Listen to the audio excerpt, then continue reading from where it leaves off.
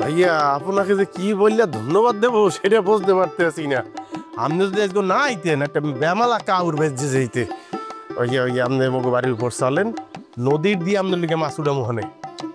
আবু, আমি এখানে থাকতে আসিনি, আমি মার্জানকে নিতে এসেছি। ফুফা আমাকে অস্ট্রেলিয়া থেকে জরুরিভাবে খবর দিয়েছে এবং আসতে বলেছে এবং মার্জানকে ফিরে নিয়ে যেতে বলছে। অসম্ভব ভাইয়া, আমি এই গ্রাম ছেড়ে কোথাও যাব না। বাবাকে তুমি এটা ক্লিয়ারলি বলে দাও।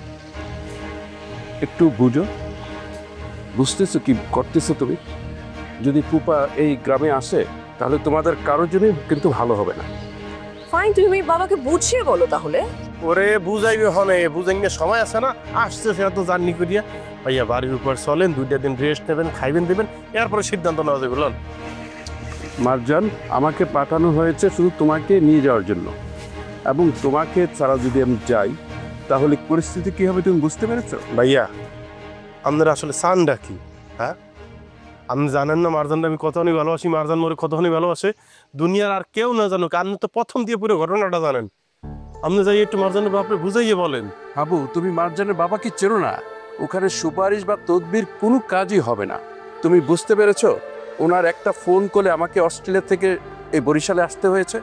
এখন মার্জান যদি আমার সঙ্গে না যায়, এই বরিশালে এক মুহূর্ত থাকা আমার পক্ষে সম্ভব না, এবং পুরো বিষয়টাই আমার ফুপাকে যে বলতে হবে। ঠিক আছে, ফাইন, তুমি বাবাকে গিয়ে বলো বাবা যদি আমাকে দোয়া করতে চায় আমার বিয়েতে এসে, তাহলে সে যেন তখনই বরিশালে আসে। আদারওয়াইজ তার বরিশালে আসার দরকার নাই। আর হাবুকে ছেড়ে আমি ঢাকায় যাচ্ছি না। Well, that's your decision. এখন আমি যা ফুপাকে বলবো, তুমি যাচ্ছ না, তাই তো? ঠিক আছে, বাই। আমি চাই তোমরা ভালো থাকো। ওকে, বাই। বাই। ভাইয়া ভাইয়া হাবু, ভাইয়া হাবু চুপ।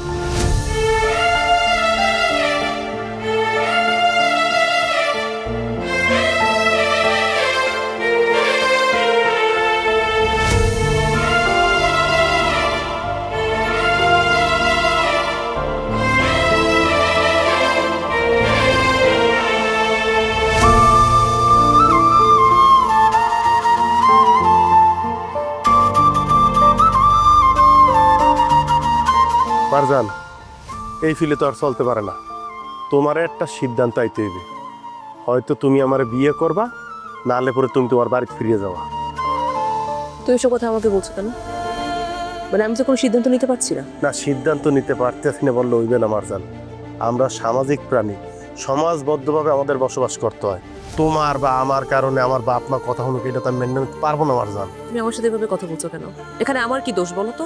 দোষ ত্রুটি গুণ আমি বলতে আসি না মারজান, রিয়ালিটি তোমার বুঝতে হইবে। আসলেই তো তুমি আমি কোন ভিত্তিতে একই বাড়িতে বসবাস করতে আছি। হ্যাঁ, তুমি তোমার জায়গায়, মুই মোর জায়গায়, আমরা পবিত্র অবস্থায় আছি, এইটা ঠিক। মানুষ তো সেটা মানবে না, সমাজ তো সেটা মানবে না মারজান। তুমি তাহলে কি চাইছো? তুমি চাইছো যে আমি আমার বাবাকে ছাড়া, বাবার দোয়া ছাড়া বিয়েতে রাজি হয়ে যাই?